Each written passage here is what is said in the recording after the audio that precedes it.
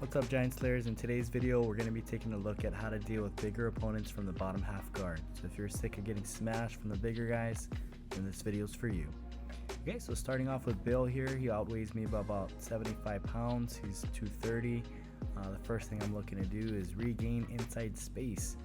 So trying to frame and circle my hand back in, as you can see, to a T-Rex arm, combing my hair right there, taking away his ability to control my head and shoulders, and getting a high knee shield. Bill is doing a really good job at putting forward pressure and also controlling my ankle line and trying to climb up and over my knee line. Right here you can see my outside foot, my left foot, is posted on his hip to help me deal with that forward pressure. And you can also notice I attack the guillotine right there. A lot of times when bigger guys like to play low, I'll attack a guillotine. When there's a legitimate threat of a submission, oftentimes bigger guys will back out. That gave me the space to reset and get my frames back in. So here we go. You guys may notice that I'm really trying to avoid him hopping over my knee right there, able to pull my bottom leg out. Again, using that knee shield as a wedge between he and I, so that way I can create some space between our chests. By the way, guys, if you haven't already, be sure to subscribe to the channel. I do weekly videos on how to deal with bigger opponents. So if you guys like the content, be sure to like and subscribe. Right here, again, being pinned with my head and shoulders to the mat. I didn't like that. Again, Bill is a big top heavy guy. He's really strong. He's getting really good at passing the half guard. So I wanted to get back to a full guard there. Here I have another frame in again, really doing my best job to try and avoid him grabbing my head. When my head is free, I have more mobility. You guys may notice right here I'm doing everything I can do to shrimp out, create a little bit of space for my knee to insert into his hip, and then working to get from a low knee shield back up to a high knee shield. Again, trying to create space between our chests. Bill does a really good job here collapsing my elbow and trying to pinch my knees together, but I was able to again bring that knee shield up nice and high and recover my guard. Okay, so at this point Bill was getting a little bit frustrated, and also I sensed he was getting a little bit tired. Notice I'm not doing a whole lot of offense today. Today's video was inspired by one of my clients, Joe. Shout out to Joe, this video is for you. How to deal with guys who are pinning your head and shoulders to the mat from the bottom half guard. So really just working on my defense. This time around, Bill is getting really savvy or keen to what I was trying to do. So you can notice he's applying a good amount of cross-face pressure here with his left shoulder. You guys can see I'm kind of wincing. So sometimes when you get smashed from the bottom, guys, you gotta remain calm. You might not always get out right away. So sometimes just being patient and picking your spots is a big deal. Right here, I was foot fighting a little bit. Bill was trying to staple my bottom leg to the mat with his instep or the shoelaces of his foot, trying to pin my right leg to the mat there. I didn't want anything of that, so trying to avoid that by foot fighting. And notice right here, I'm trying to get my knee shield back in, but I was also using a butterfly hook there for a moment.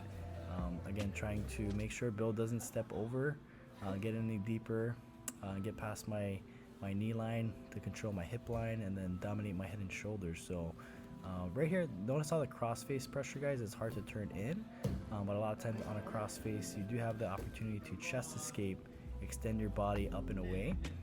So that's kind of what I was looking to do there.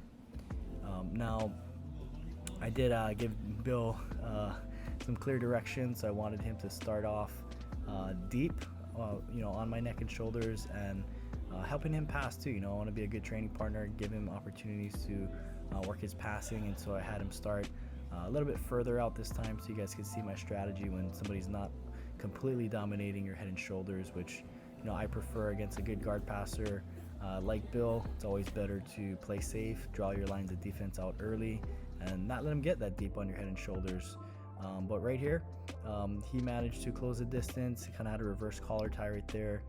Notice how my hand was, looking to peel that off my head. I didn't want anything to do with that collar tie on my neck, which would have stopped me from recovering my guard. So right here, again, I have a low knee shield. Really like the no shield, especially in no gi. Gives me an opportunity just to sneak a knee in and, again, create some space. Playing the bottom, you guys, is all about creating space. Top person always wants to take away space. Bottom person always wants to create space, and so often like to use that low knee shield as a way to just, again, create some space and help me survive off the bottom.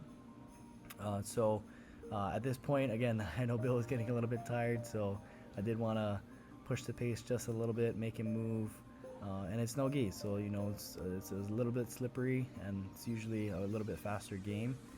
But Bill is getting really good at noticing that. Again, I was using that T-Rex arm right there, my right arm, to avoid his crossface. So he's getting really savvy on his pummeling. So notice how he's looking to pummel on the inside, coming up and over my knee again right there. I'm not letting him get an advantage on his grips. That's one thing I really try to do, is as soon as I feel bigger guys get an advantage, I try to steal their advantage back by grip fighting, getting my hands in the spots that I want them to be in.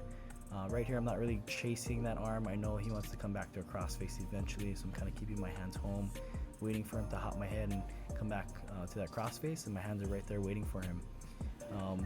Right here, he sits to a reverse half guard, and so as he did that, I decided to switch with him by coming up to an elbow, driving off my bottom foot. We'll take a look at that again here in slow motion. Notice, guys, how I'm driving off of my bottom foot. So right here, as he switches, I switch, building up to my elbow, and keeping my legs controlled right there so he can't step out of the half guard. But notice my right foot pushing off the mat, gaining hip height, and looking to drive him over. We had a good laugh on that one. Bill was, I guess, a little surprised that I was able to execute that sweep. As he tried to go to that reverse half guard, I was just giving him, a little breakdown on what I was looking to do. But again, Bill's a beast, man. I love training with this guy. Great forward pressure, ex-wrestler, really top-heavy game, and he's getting really technical. I love it how his game's coming along. Notice right here how he's able to bypass my T-Rex arm by faking high, coming back to the inside.